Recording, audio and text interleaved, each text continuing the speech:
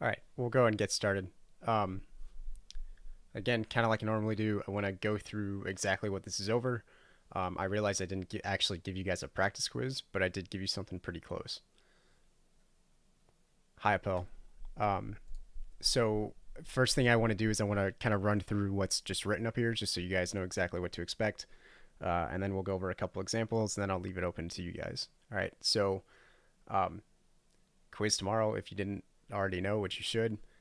This quiz is going to be 4 questions.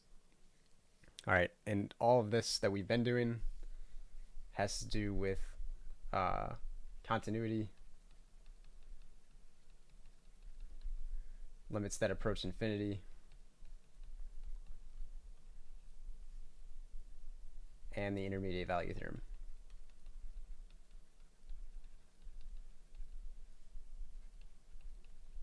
Okay, so everything we're doing on this quiz is kind of, it has to do with those 3 topics. How are the online going to people take? How are the online people going to take the quiz? You're gonna take it kind of like you would homework. So I will post it to on campus. I'll post it as an assignment for you guys, um, and you'll have probably like 45 minutes to take it, um, and then you'll just submit a PDF or submit a picture. So that's probably a good thing to start with. Yeah. So guys online, which there are now a lot of, um, you will log into on campus. You will go to the assignments. You'll open up the quiz. There will be a PDF there with the questions on the quiz. You guys can kind of write it in your notes, um, and then submit it via pictures. All right. That's how we're gonna do it right now. That might change. Like it definitely won't change for this quiz, but in future quizzes or tests, that might change. Okay, so 4 questions. 2 will have to do with continuity, where you will have to find the interval for which it's continuous and identify any discontinuities. All right, and any removable discontinuities. Okay, so one of those will be a piecewise function, which is going to be, it's going to look like this. Right, it might look like 2 or more functions, right? So it might be a function up here, a function in the middle, and a function down low. So your job is to graph it and then tell me if it's continuous, and if it isn't, tell me where. Okay, so one will definitely look like this. All right, so that's the piecewise function. All right, then the other will look like a polynomial. It'll look like a rational function, right? So some fraction. And you'll have to tell me where it's not continuous or if it is continuous everywhere, right? Um, and remember, continuity has 3 things, which we'll go over in a second. It's probably best to know those, but overall, it's can you draw the graph without picking up your pencil? That's how to kind of very basically see if something is continuous. There's a lot more to it than that you need to know, but that's at the very least you need to know that. All right.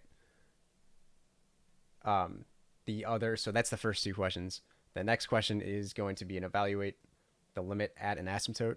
All right, so you need to, one, figure out that asymptote, and then you need to find the left-hand limit as you approach that asymptote, and the right-hand limit in the same way, and then see what that means about the overall limit.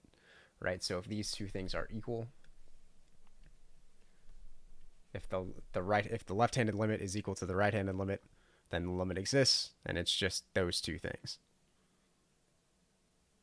All right, and then the last question will be an intermediate value theorem. And basically what this says, if we have a function that has a 0 and it switches from negative to positive, you are guaranteed a 0 within that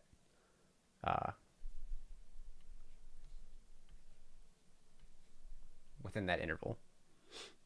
Okay, so it's pretty much plugging in both sides of the interval and just seeing if you change signs. If you do change signs, then there is a guaranteed 0. If you don't change signs, then there's not a guaranteed 0. Okay, so that's what we've covered. This is what this quiz is over.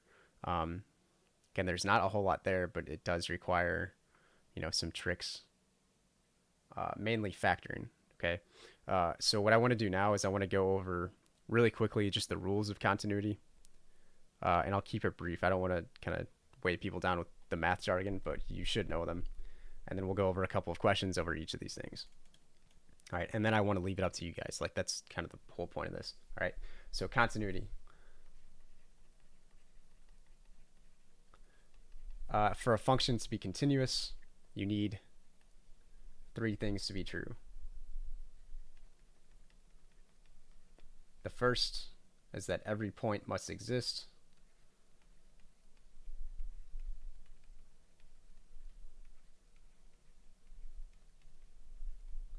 Within the domain.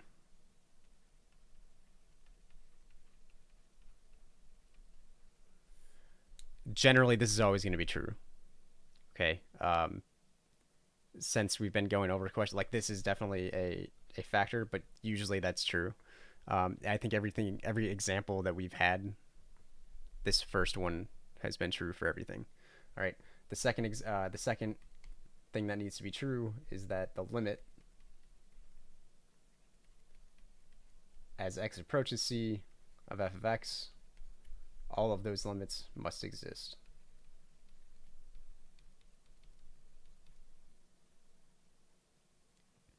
Which means that if you come from the left-hand side of the equation and the right-hand side of the equation and meet up at a point, all of those limits must exist.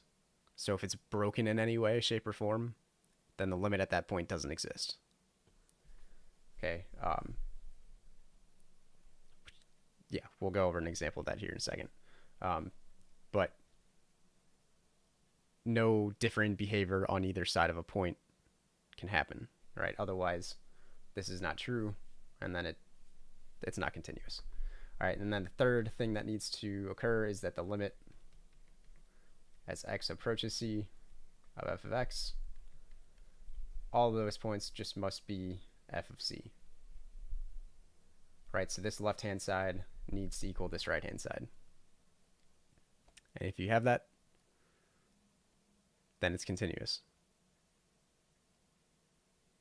All right, so really all this means is that the graph is not broken.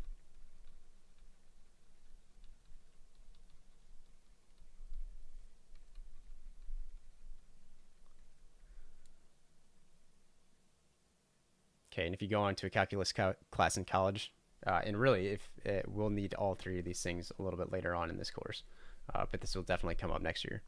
Okay, so those are like the rules. All right, so let's go over an example of each. So I want to do a piecewise function real quick. And again, there are a bunch of examples in on campus. I'm just kind of picking one or two out. So this is number 4 on that worksheet. And it says f of x is equal to 2x minus 2 for x not equal to 1 and negative 2 everywhere else. I guess the reverse. So 2x minus 2 when everywhere but 1, and then negative 2 for x is equal to 1. All right, so if we graph that, and I think this is usually where people kind of get things mixed up. I advise to graph it just so you can see it. You don't necessarily have to, but I think it's the easiest way. The first thing we're going to do is we're going to graph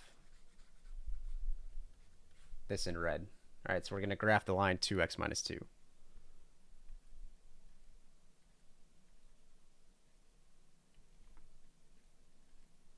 All right, so for that, we have a y-intercept of negative 2. We go up 2 over 2, and that's the line.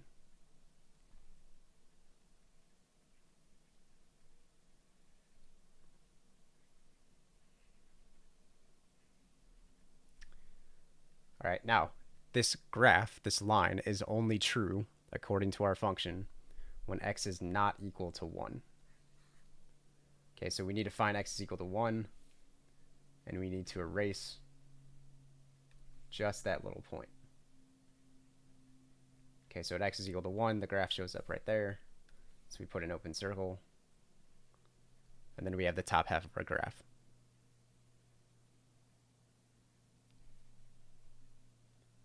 So again, this graph only exists when x is not 1. Don't we go up 2 over 1? Yeah. Yeah. Yeah.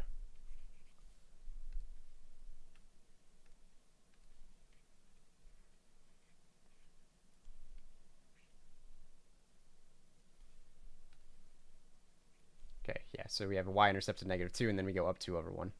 I went up 2 over 2 for whatever reason.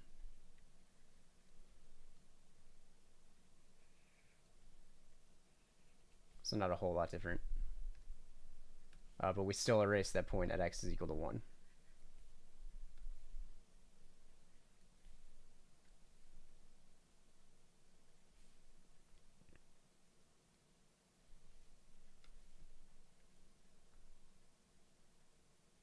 All right, so we graph the top part. And then the left part is x is equal to -2. Sorry, y is equal to -2.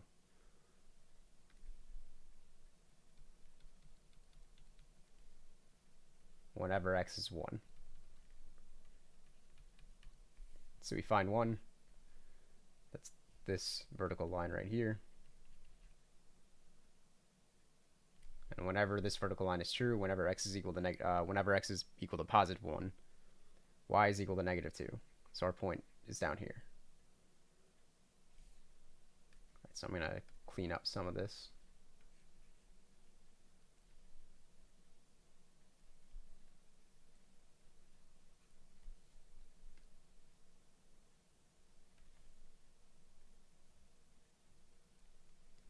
And then this is our graph. Okay, now you should know just from looking at it that this graph is broken at this point. Therefore, it's not continuous.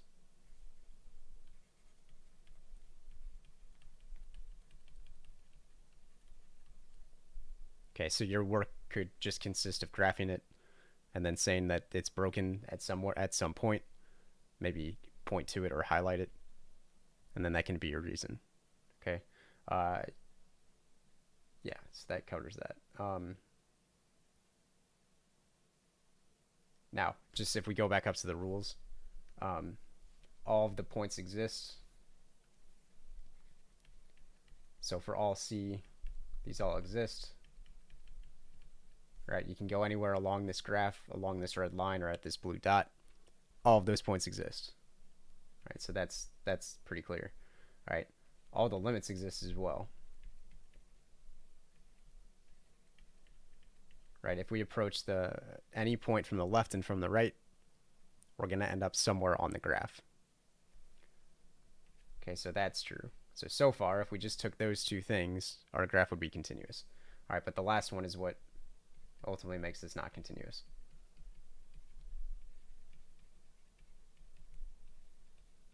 Right, so if we found the limit where this graph is broken, if we found the limit at x is equal to 1 of f of x, right, we would approach x is equal to 1 from both sides of the graph. So we'd start on the right, and we would get 0. And we'd start on the left and also get 0. Right, so the right-handed limit is 0, the left-handed limit is 0, but, right, so this white part, that's equal to 0. But f of c, in this case f of 1, that's just equal to -2. So because these two things aren't equal, our graph isn't continuous. Right, so I guess in order to simplify that a little bit, this left-handed side, that's equal to 0. This right-handed side, that's equal to -2. These are not equal, therefore it's not continuous. You don't necessarily have to show that, but if you're not graphing, that's the route you need to take.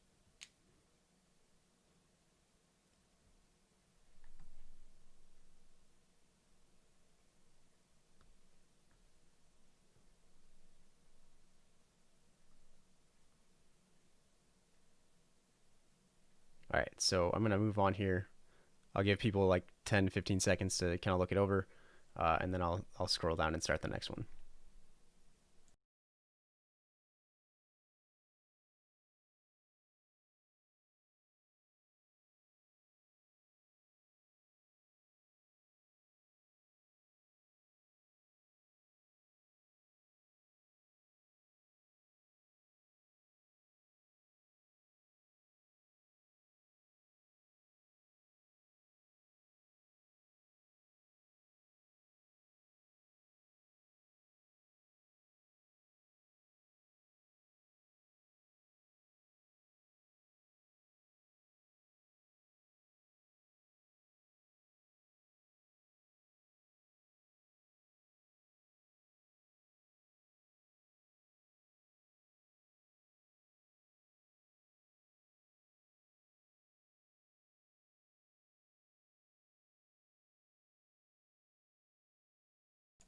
Can I explain the last part again? I'm assuming you mean everything kind of in white over here.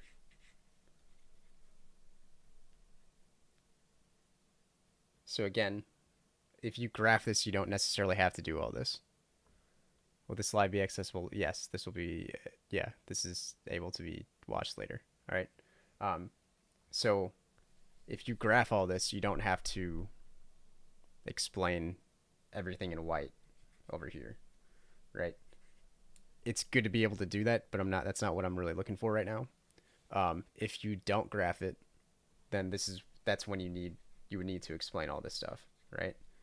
So every point exists, right? These are our three conditions.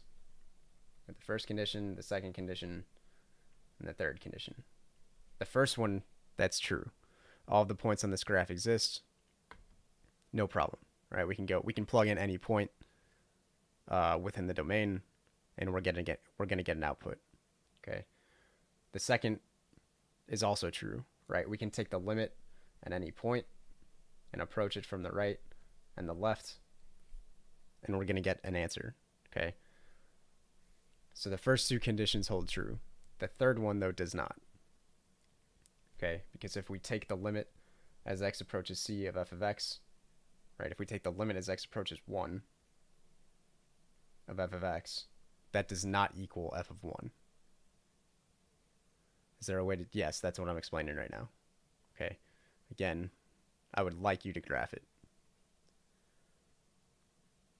Okay, so this third condition does not hold true, because when we approach x is equal to 1, right, this white circle right here, from the left and the right, our limit is 0. But f of 1, according to our equation, is -2. Right, so then this left-hand side is equal to 0. The right-hand side is equal to -2. Those are not equal, therefore the graph is not continuous.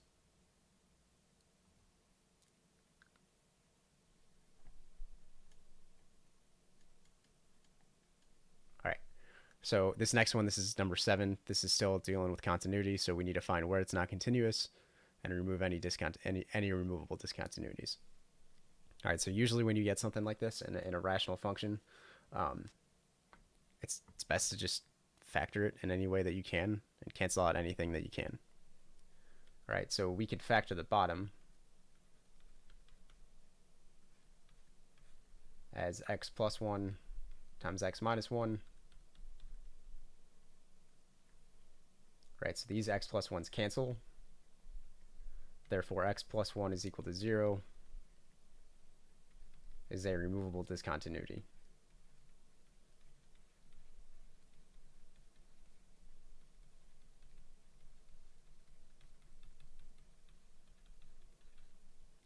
And it's removable because we're factoring it out. Right, if we set each of these things equal to 0, we'd get an asymptote, but we can factor out the x plus 1. Right, so that means x is equal to -1. That's a removable discontinuity.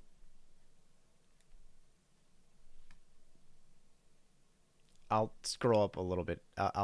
Let's get through this entire thing first, and then I'll give you guys time to look at it. All right. So this graph is not continuous at -1.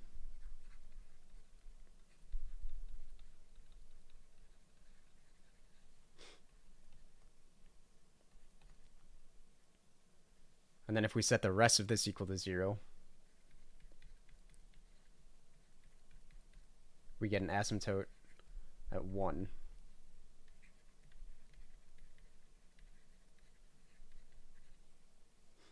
Which means this is not continuous at equals 1 as well.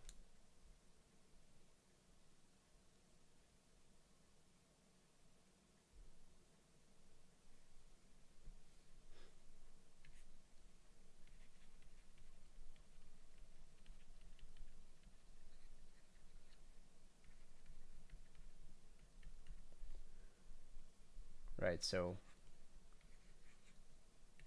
x can't be -1 or 1, and that's good for your answer. All right, so you're pretty much seeing what values of x you can't plug in.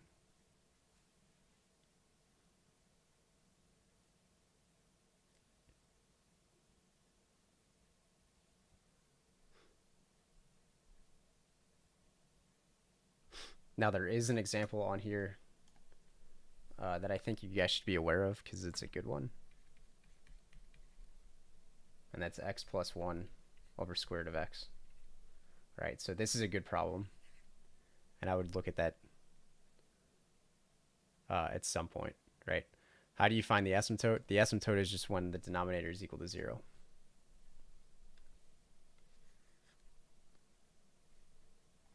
Right, so we set x plus 1 equals 0, and x minus 1 equals 0.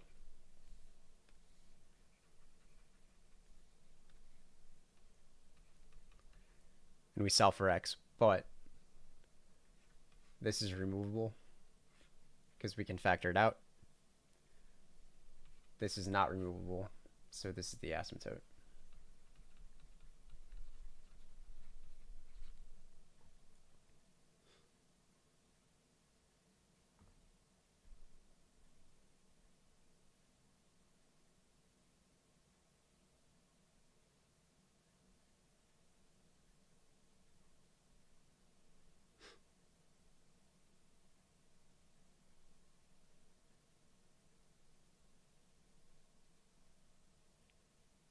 What do we need for the answer? That.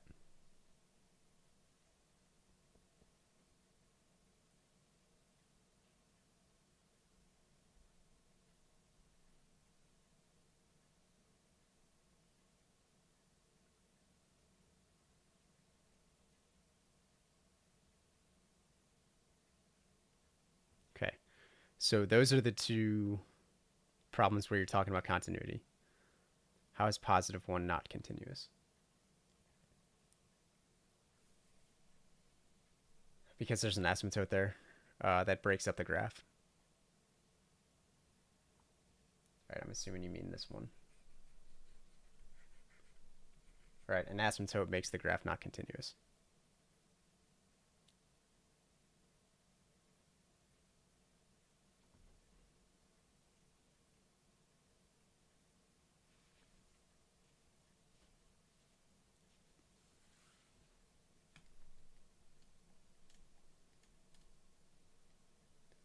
Okay, so those are the two continuity problems. All right, so then let's go to limits that approach infinity or negative infinity. Right, so these are limits that approach an asymptote. Right, so I'm going to do number 19. And that says the limit as x approaches 3 of x plus 1 over x squared minus 6x plus 9.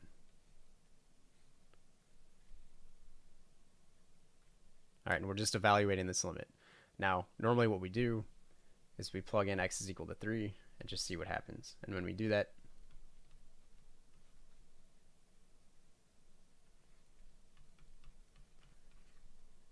we get 4 over 0. And I may have done this in class.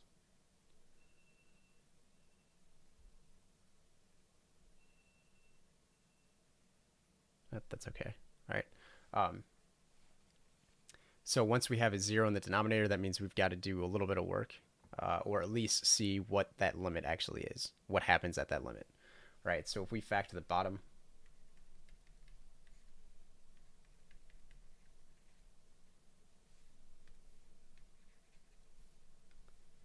get x minus 3 squared.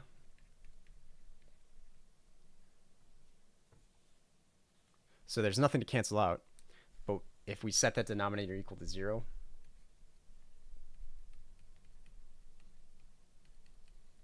the only value that would work is x is equal to 3. Right, so this is our asymptote. And it's good to at least label that because it rephrases the question in a little bit different of a light. Right, so this limit, this question, is asking what's happening as we approach the asymptote of x is equal to 3. Right, so we're going to have some unbounded behavior right there, and we need to figure out where that unbounded behavior is actually going. Okay, so in order to do that, we need to take the left-handed limit, or the right-handed limit first, as x approaches 3 from the right.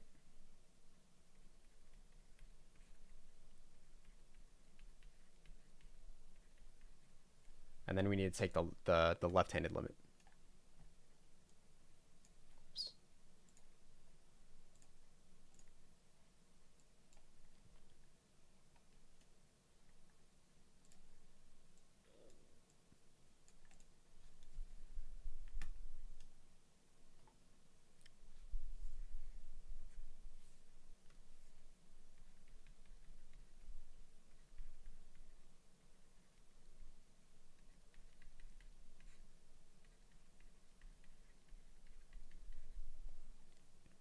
Okay, so in order to take the limit from the right, we need to get really, really close to x is equal to 3, but on the right of 3 on the number line.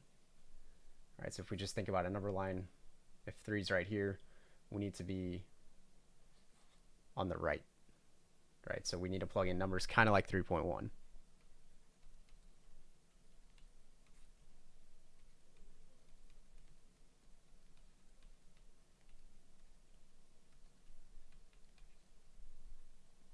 And when we do that, I'm going to plug this into a calculator.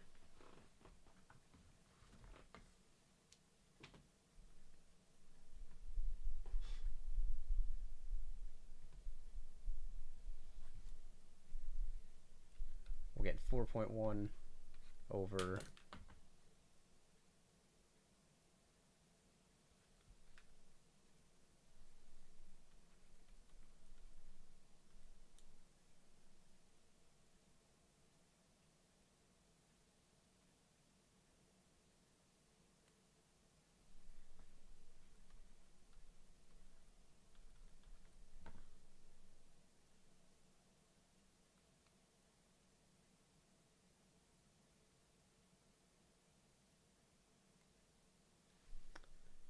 4.1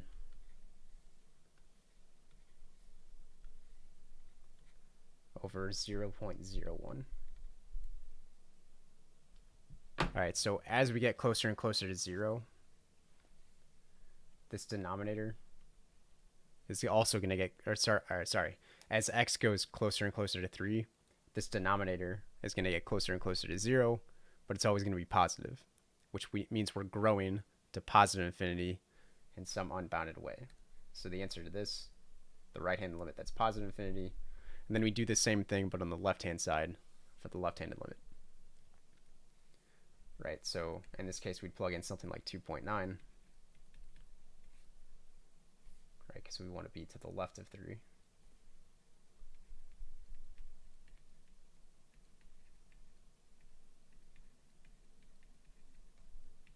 And when we do that, we get 3.9 up top.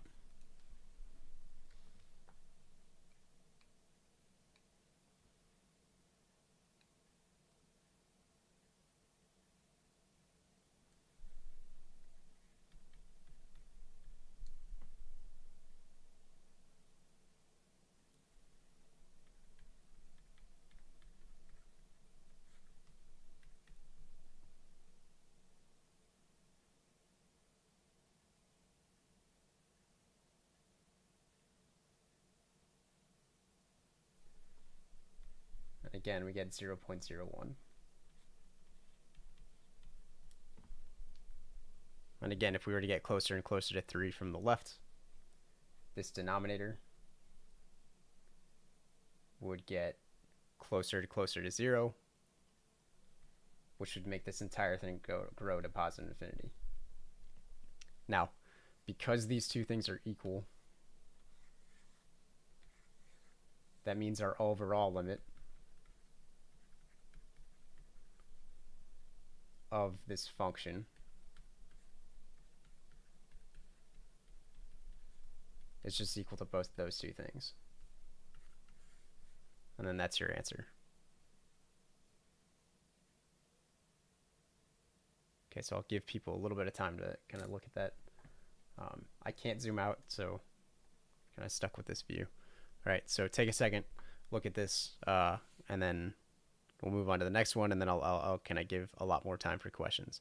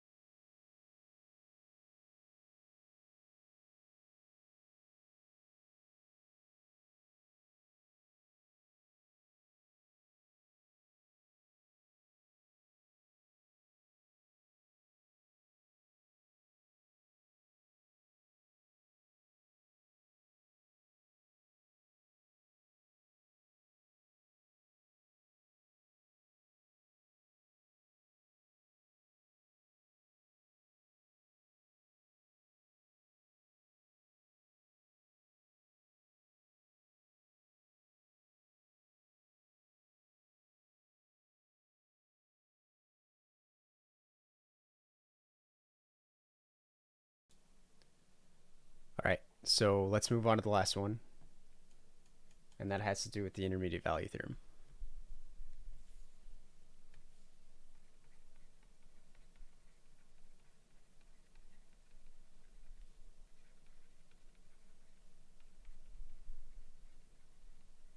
And again, what this says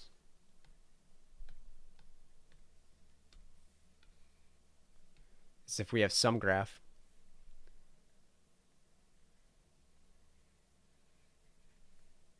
and it changes signs at some point, right? So it's positive from kind of over here to right here, right? So it's mostly positive, and then it changes to a negative right at this point. So if you have some closed interval,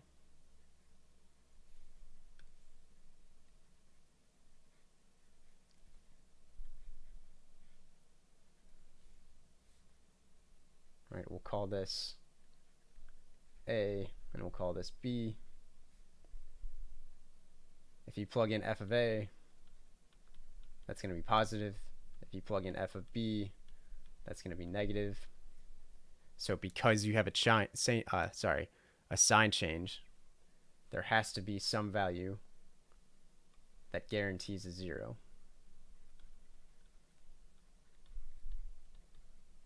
Right, because the only way to change signs is to cross the x-axis, which is to cross 0. Okay, so the example that I gave you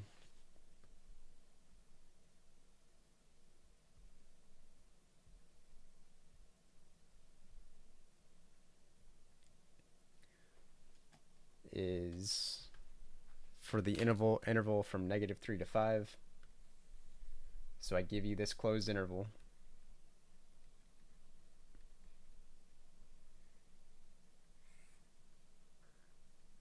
Right, so we have -3 and positive 5. We want to use the intermediate value theorem to determine if there is a guaranteed 0 for the function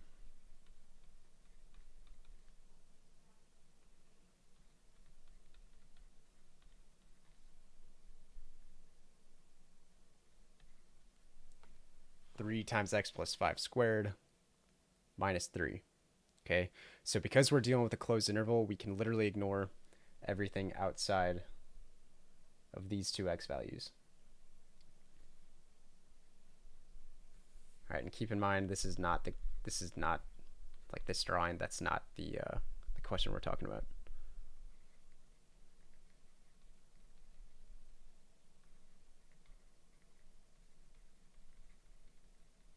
That's just an example. All right, so we have this function, and what we need to do is we need to test both sides of the interval. So we need to test -3 and we need to test positive 5. So if we just do f of -3, that's going to give us 3 times -3 plus 5 squared minus 3. So this is quite literally just plug and chug. And then you got to kind of use your brain a little bit to think about what those two answers mean. But there's not much to it. Okay. So when you do this, you get 3 times 2 squared minus 3.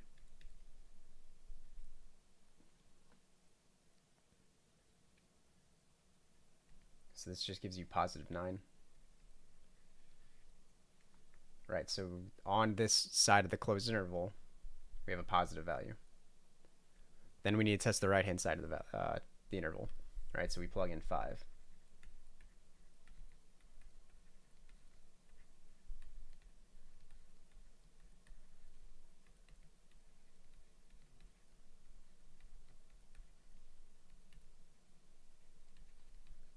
And again, we have a positive value. So we have a positive value on both sides of that closed interval, which means there is no there's no sign change in the closed interval. Therefore, there is no guaranteed 0.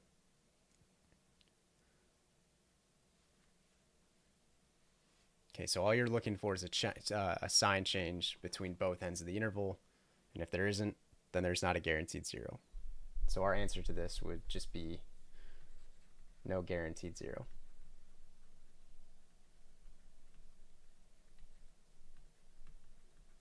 Now, if there was a sign change, right, so if we went from negative to positive, then your answer would just be yes, guaranteed 0.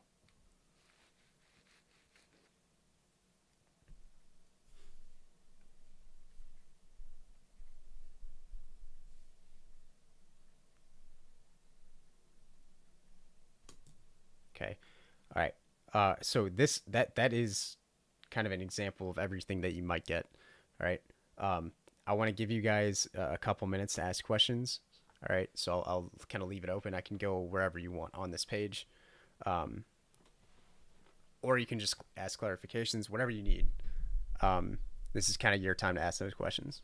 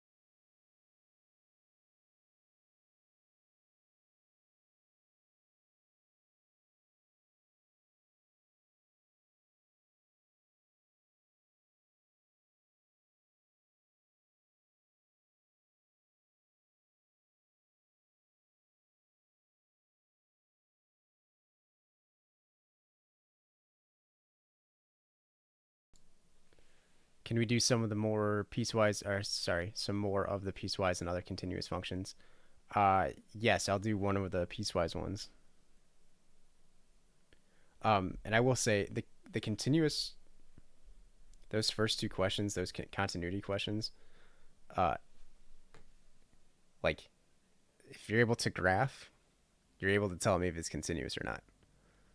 Now, what I don't want you to do is just like I'd like you to draw the graph.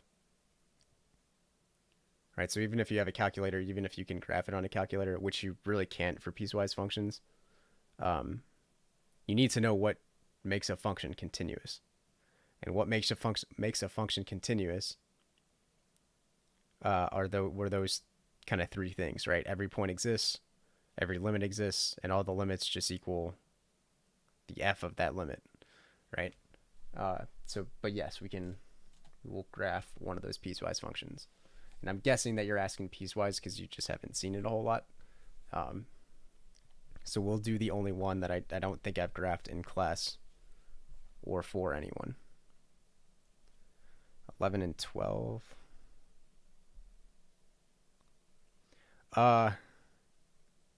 12, I'm going to leave up to you guys because that is an interesting question. I don't think I'll have it on the quiz, but it might show up as like a bonus thing. So I'm not going to do it for you. And number 11, I'm not going to ask. I'll keep trig out of it for today. Ideally, you should be able to do that because you can rewrite tan as sine over cosine, and then you would just find when cosine is equal to 0. Okay, but let's do number, going back to Aiden and Charlie's question, let's do number 28.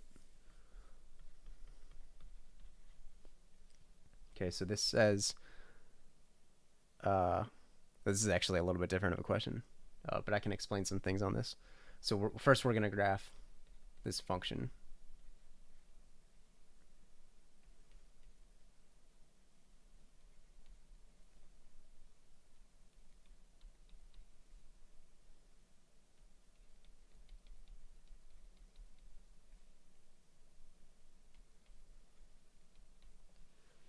All right, so we have two halves of our graph.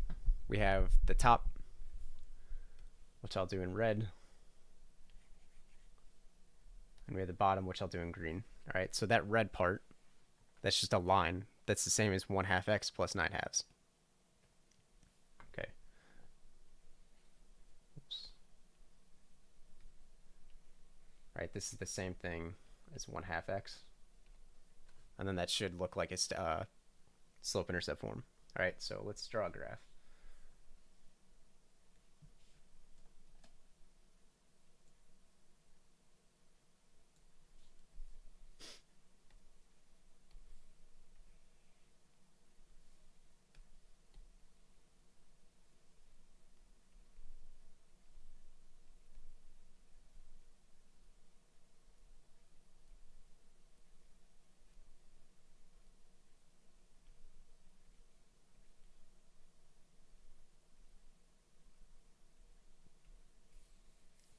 All right, so if we graph this top one, we're graphing that line 1/2 x plus 9 halves, which means we have a y-intercept at 9 halves, which is just over 4. It's right about here. Okay, and we're going to go up 1 over 2. So we go up 1 over 2, or down 1 over 2. And we have this line.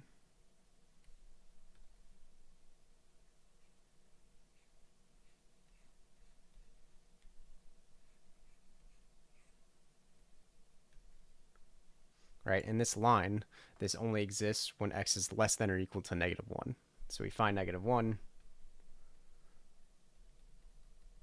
It's right here. We're going to have a solid circle because it's less than or equal to. And we're going to delete everything that's not less than or equal to 1. So we're going to delete everything to the right.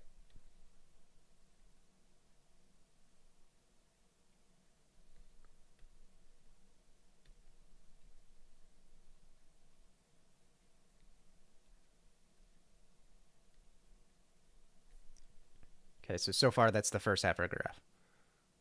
Just that line x over 2 plus 9 halves, everywhere x is less than or equal to -1. All right. The second part, we need a graph is in green. Okay, and this requires a little bit more effort because it is a polynomial. It is a quadratic. All right. So there's some things that you can do, right? And if push comes to shove, you just start plugging in different x values and getting out different y values. Okay. So what I would do is I would find the zeros for this.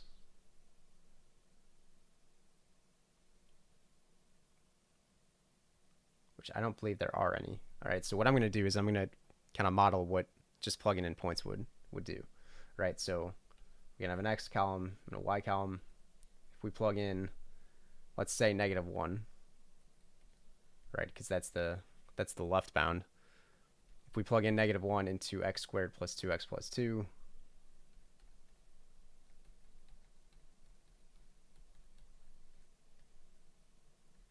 we get +1 minus 2 plus 2.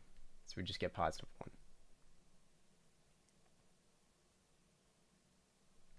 All right, so if we go to -1, 1, 1 will be our point. All right, if we plug in 0, we just get +2. All right, so our graph is going to look something like this. All right, so I graphed a couple of points, kind of trace the line, just continue the graph. Okay, now that's how we get the graph. Whether or not this function is continuous should be really obvious, right? It's definitely not continuous at this point, at that x equals -1 line, right? So this is not continuous.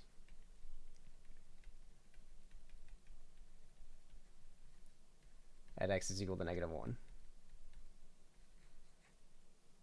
It is continuous everywhere else, but just not that point, right?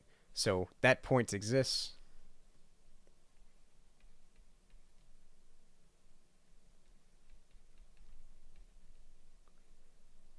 But the limit at that point, right? So the limit as x approaches 1 of that function, this does not exist.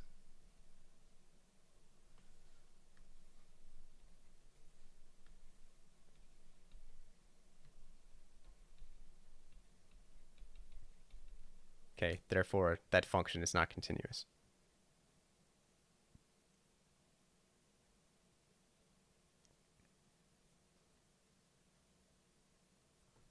Now again, if you graph it and you just stop at this point, you're fine.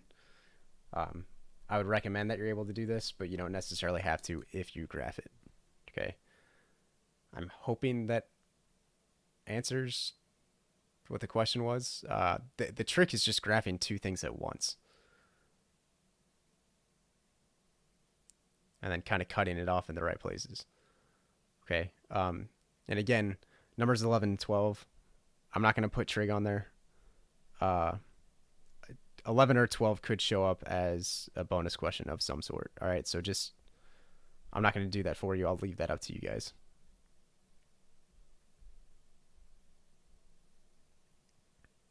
And if you want to know what 11 and 12 look like,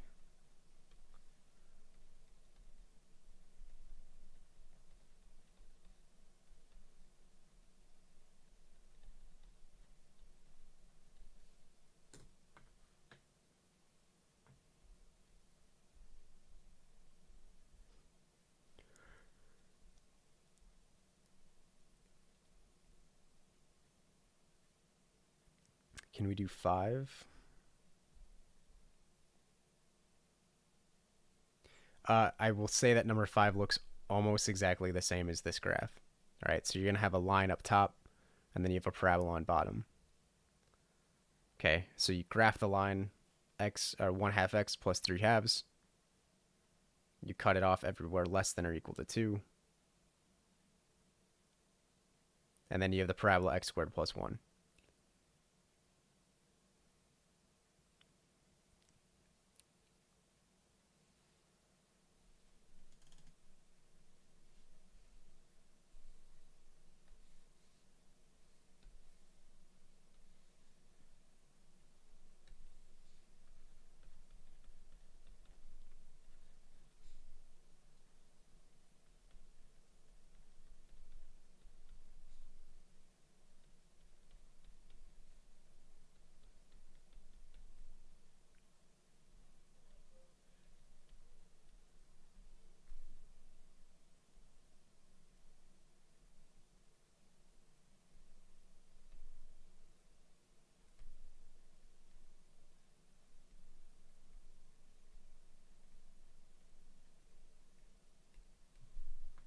So if we graph the top, that has a y-intercept of 3/2, just 1.5.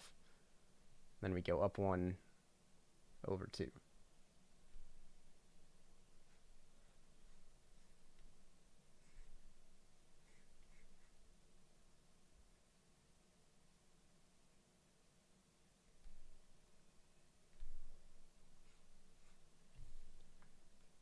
And that line only exists for x is less than or equal to 2, so we find x is equal to 2. That's right here. We're going to put a solid line on the graph, or solid dot on the graph. And we're going to delete everything to the right.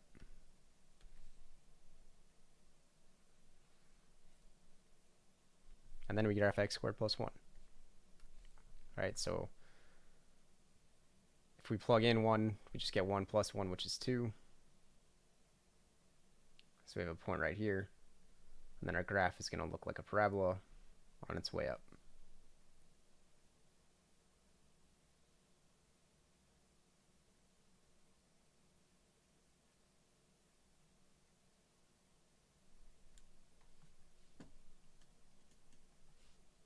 All right, so this is not continuous.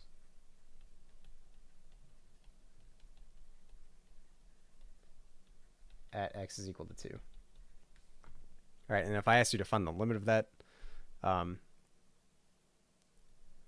if I ask the limit as x approaches 2 of f of x, right, this would not exist. Therefore, not continuous.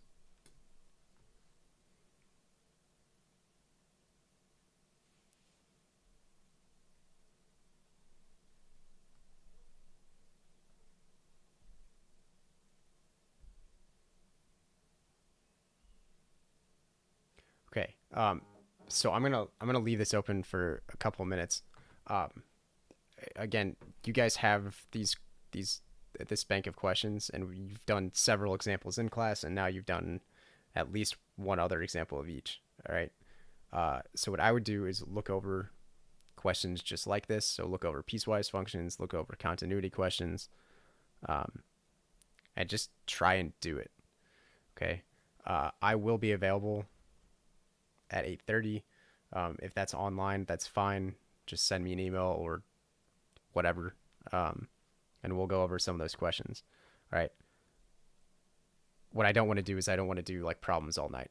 All right. So for piecewise functions, you just graph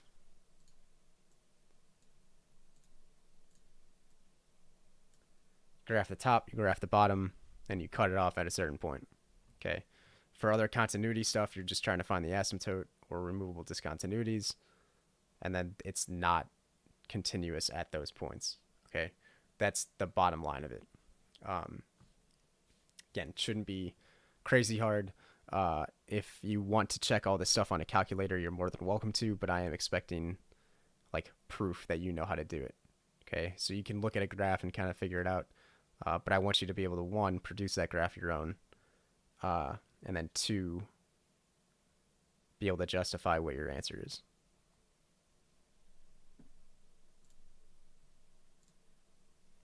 Okay, so I'm going to leave this open for a couple minutes. If you guys have any like clarification questions, feel free to ask. And I'll set a timer, let's say like 8:35. If there's no questions, I'll shut this down. All right, so take a second. I'll kind of scroll through these different questions that we did.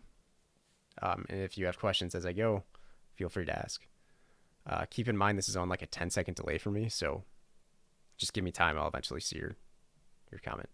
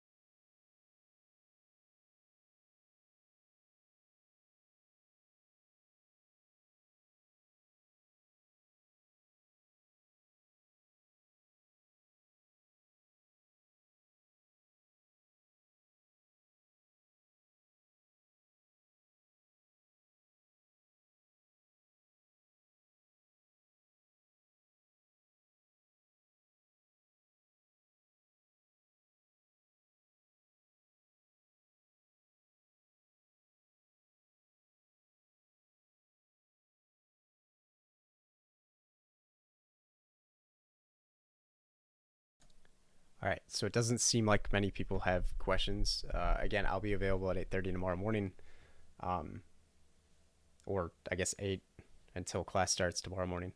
So if you have questions, again, please try some of those problems. And if you come across something that you just don't know how to do, we'll go over it before class. All right, so not necessarily during, but definitely before. All right, so I'm going to go ahead and end this. Again, if you have questions, feel free to email me. Feel free to ask tomorrow morning. And I will see you guys tomorrow. All right.